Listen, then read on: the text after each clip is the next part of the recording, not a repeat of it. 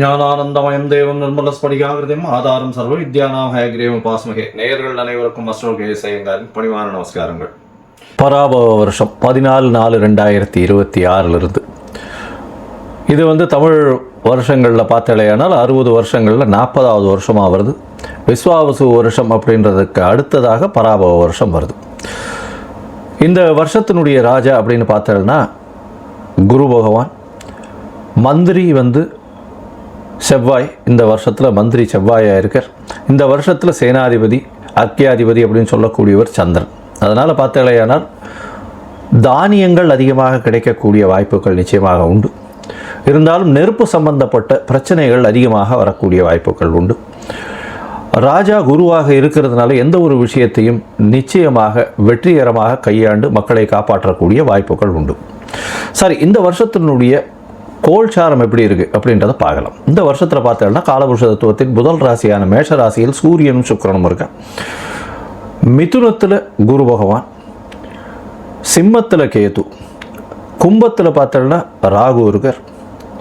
சனி, செவ்வாய், இந்த புதன், இந்த 3 கிரகங்கள் மீனத்தில் இருக்குது.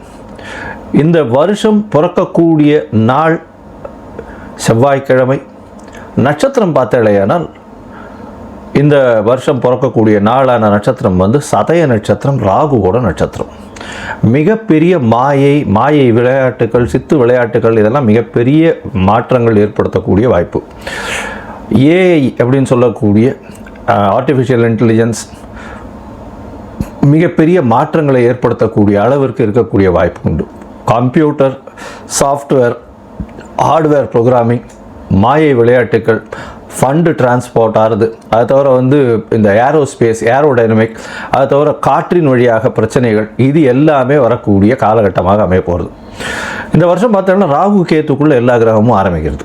எல்லா கிரகங்களும் இந்த வருஷம் ஆரம்பிக்கும் போது ராகு கேத்துக்குள்ளே இருக்கிறதால எந்த ஒரு விஷயமும் ஆரம்ப காலகட்டத்தில் தடையாக இருக்கும். இது குரு பகவான் மாறின உடனே, அதாவது 26/5/2026 குரு பகவான் கடகத்துக்கு வர்றார். இந்த வருஷத்தில் 3 பெயர்ச்சிகளும் நல்லபடியாக இருக்குது. அதாவது சனி பகவான் பெயர்ச்சியில் இருந்தாலும் வக்கரகதி கிடையாது. எப்போ 5/7/2026, அதாவது ஜூலை மாதத்தில் குரு பகவான் பெயர்ச்சி அடைகிறார். 26/5/2026 அப்போ அந்த 26/5 அப்போ பார்த்தலையானால் குரு பகவான் பெயர்ச்சி அடைகிறதன் மூலம் மிகப்பெரிய ஏற்றம். அது தவிர இந்த வருஷத்தினுடைய கடைசி, அதாவது ஒரு 10ஆம் மாதம் வாக்கில் பார்த்தலையானால், அதாவது 11ஆம் மாதம் 13/11/2026 அப்போ ராகு கேத்துவினுடைய பெயர்ச்சி இருக்குது. மிகப்பெரிய விசேஷம், மாற்றங்கள் ஏற்படக்கூடிய வாய்ப்புகள் இந்த வருஷத்தில் இருக்குது. ராகு கேத்துவின் பெயர்ச்சிக்கு அப்புறம் பார்த்தலையானால் மகரத்தில் ராகுவும் கடகத்தில் கேத்துவும் இருக்கக்கூடிய காலம். இந்த காலகட்டத்தில் பார்க்கும்பொழுது குருவோடு சேர்ந்து இருக்குது. அதாவது குரு பகவான் இந்த வருஷம் திருப்பியும் பெயர்ச்சி ஆகிடுறார். 10ஆம் மாதத்துலேயே பெயர்ச்சியாகி சிம்மத்துக்கு போகிறார். இந்த காலகட்டத்தில் பார்த்தாலேயானால் குரு பகவான் சிம்மத்தில் இருக்கிறது ரொம்பவுமே விசேஷம். ஆட்சி வீடு, அதாவது சிம்மம் அவருடைய நட்பு வீடுன்னு சொல்லக்கூடியது. அதனால் மிகப்பெரிய ஏற்றம் கிடைக்கும். இந்த ராசியில் உட்கார்ந்துட்டு அவர் 5ஆம் பார்வையாக தனுசை பார்க்கறதுனால நல்ல ஒரு ஏற்றம் கிடைக்கக்கூடிய வாய்ப்பு. வெளியூர், வெளிமாநிலம், வெளிநாட்டில் நல்ல ஒரு அந்தஸ்து இருக்கக்கூடிய வாய்ப்புகள் நிச்சயமாக இருக்கும். இந்த வருஷத்தில் இந்த ஏற்கனவே போர் சூழல் இருக்குது அப்படின்னு நான் ஏற்கனவே, அதாவது மாசி மாதத்திலே சொல்லியிருந்தேன். அதாவது விஸ்வாவசு வருஷம் மாசி மாதத்திலே போர் சூழல்கள் நிச்சயமாக வரும்னு சொல்லியிருந்தேன். அந்த மாதிரி போர் சூழல் வந்தது.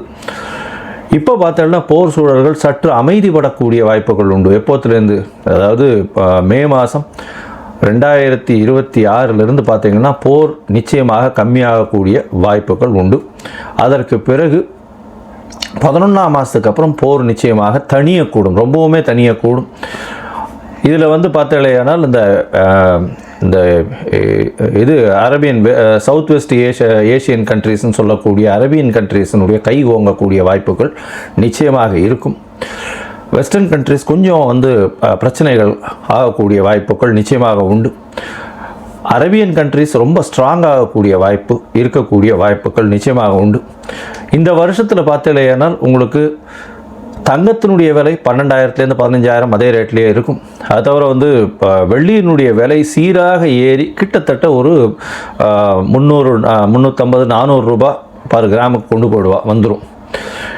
இப்போ பார்த்தோம்னா இந்த வருஷம் நம்மளுடைய இந்தியன் கரன்சி ஸ்டேபிளாக இருக்கும். இருந்தாலும் டாலர் ஸ்டெபிலிட்டினால் வந்து இந்தியன் கரன்சி சற்று வீழக்கூடிய வாய்ப்புகள் மிகவும் அதிகம். 105 ரூபா வரலும் போகக்கூடிய வாய்ப்புகள் நிச்சயமாக இருக்குது.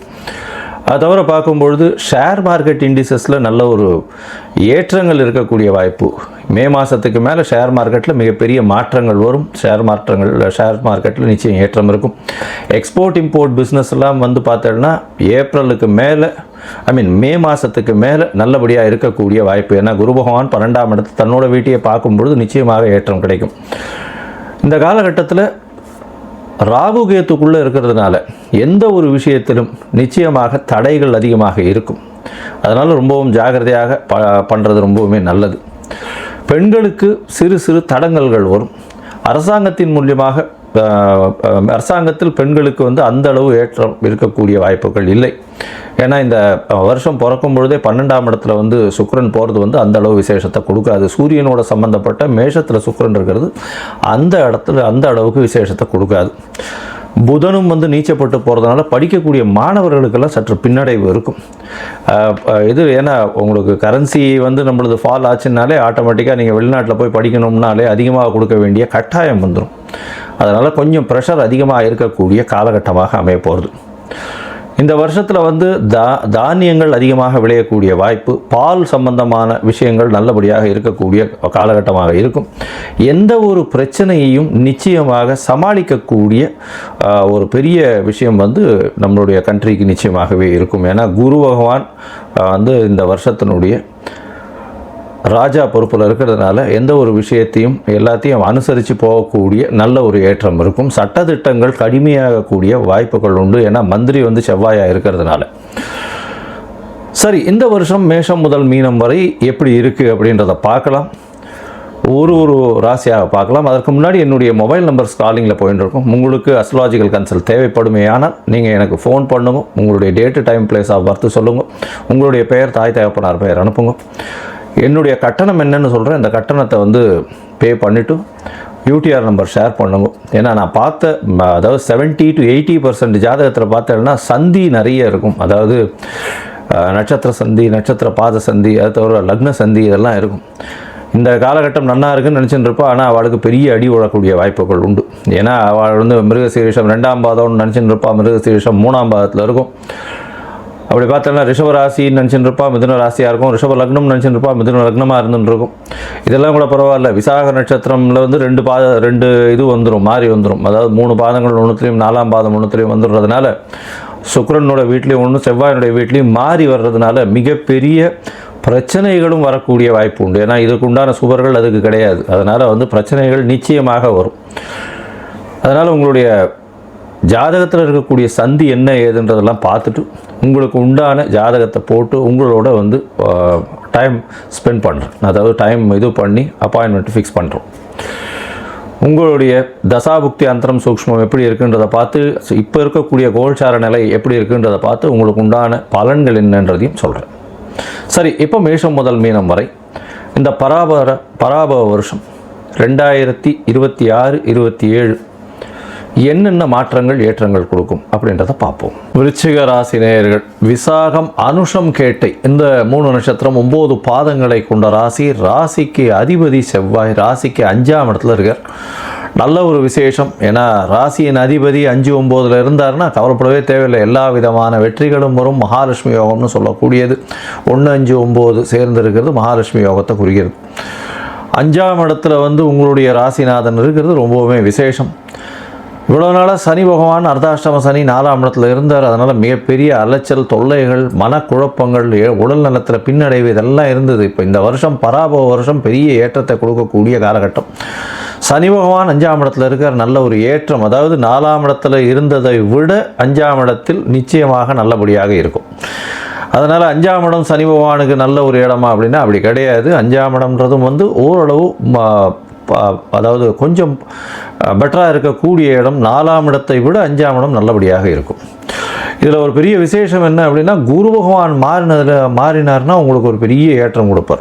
மே மாத கடைசியிலேருந்து பார்த்தோம்னா உங்களுக்கு எல்லா விதமான ஏற்றமும் உண்டு. ஏன்னா 9ஆம் இடத்துல குரு, ஓடிப்போனவனுக்கு 9ல் குருன்னு சொல்லக்கூடிய வாக்கியம் ஜோதிடம். அதனால் 9ஆம் இடத்தில் குரு பகவான் வரும்பொழுது வெளிநாடு, வெளியூர், வெளிமாநில பிரயாணம் உண்டு. படிப்புக்காக வெளிநாடு போயிட்டு வரக்கூடிய வாய்ப்புகள் நிச்சயமாக உண்டு. உடல் நலத்தில் நல்ல ஒரு ஏற்றம் இருக்கக்கூடிய காலகட்டம் நிச்சயமாக இருக்கும். குழந்தைகள் மூலியமாக பெருமை இருக்கும்.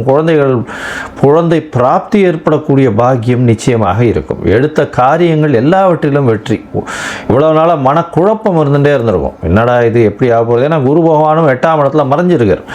இந்த மே மாத கடைசி வரலும் 26 வரலும் பார்த்தோம்னா குரு பகவான் மறைஞ்சிருக்கார். 8ஆம் இடத்துல போயிருக்கார். 8ஆம் இடத்துல மறைஞ்சிருக்கும் பொழுது பணத்தை கொடுப்பார், செலவுகளை அதிகமாக கொடுப்பார், வெளியூர் வெளிமாநில பிரயாணம் கொடுப்பார். உடல் இருந்தாலும் மனசுக்குள்ள குழந்தைகளை பற்றி ஒரு யோசனைகள் மனசுக்குள்ளே போயிட்டே இருக்கும். அது எந்த அளவு வெற்றி அடையும் அப்படின்ற மாதிரி மன கிளேசங்கள் அதிகமாக இருக்கக்கூடிய காலகட்டம். வெற்றிகள் தடைபடும். ஏன்னா 8ஆம் இடத்துல குரு பகவான் போகிறதுனால அந்த அளவு விசேஷத்தை கொடுக்காது. அதனால் எப்படி இருந்தாலும் ஒரு பெரிய ஒரு ஏற்றம் வரணும் அப்படின்னா குருவினுடைய பார்வை உங்களுடைய ராசியில் விழுந்ததுன்னா அது மிகப்பெரிய ஏற்றம். ரிச்சிக ராசிக்காரர்களுக்கு குரு பார்வை அது மே மாத கடைசிக்கு மேலே விழுறதுனால அந்த காலகட்டம் வரலும் ரிச்சிக ராசிக்காரர்களுக்கு பெரிய ஏற்றம் கொடுக்காது. அதன் மூலியமாக பார்த்தலையானால் உங்களுக்கு உடல் நிலையில் சற்று பின்னடைவு இருக்கும். பணவரவு நல்லபடியாக இருக்கக்கூடிய வாய்ப்புகள் நிச்சயமாக உண்டு.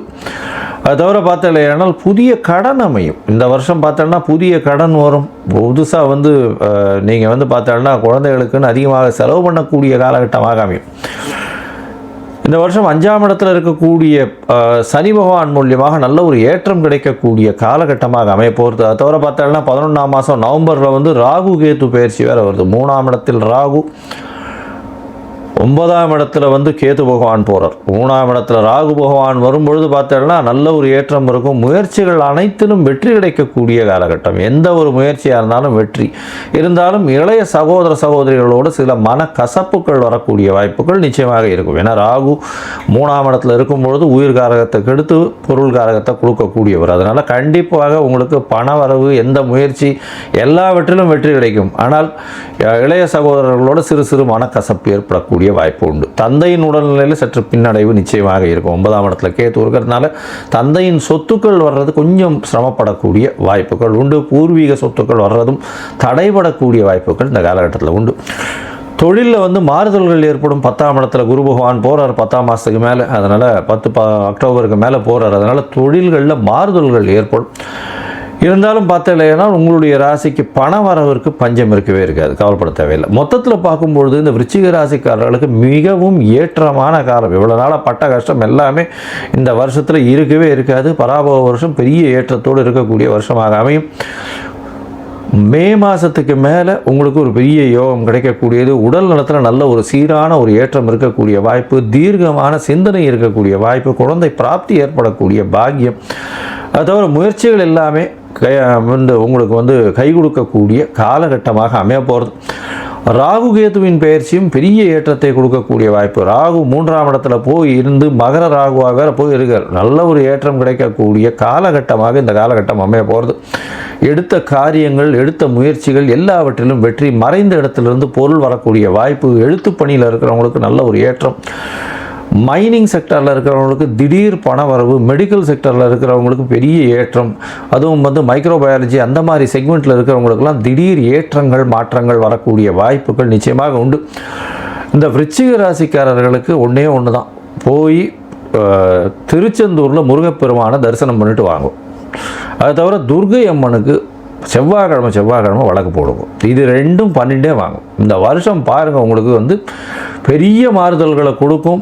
மனசில் உங்களுக்கு ஏற்பட்ட மாறுதல்கள் உங்களுக்கு ஏற்பட்ட வடுக்களை எல்லாம் தாண்டி ஒரு பெரிய சந்தோஷத்தை கொடுக்கக்கூடிய ஆண்டாக இந்த பராபவ வருஷம் அமைய போகிறது.